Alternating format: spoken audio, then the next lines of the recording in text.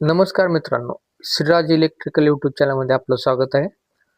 नेहमीप्रमाणे आपल्याला एका कस्टमरचा कॉल आला की त्यांची कुट्टा मशीनची मोटर चालत नाहीये. चालत नाही म्हणजे त्यांनी 2 वेळा जळाली, 2 वेळा बांधून आणलेले.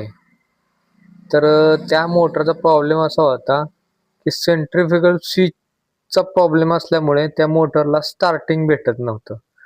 नाही, त्यांनी बेलपुश बटन लावलं होतं स्टार्टिंगसाठी, पण त्यांच्याकडून ते व्यवस्थित बंद होत नव्हतं. त्याच्यामुळे मोटर 2 वेळा जळाली. तर आपण आता त्यांच्याकडे जाणार आहे आणि त्यांच्याकडे एक जुना पॅनल आहे सिंगल फेजचा.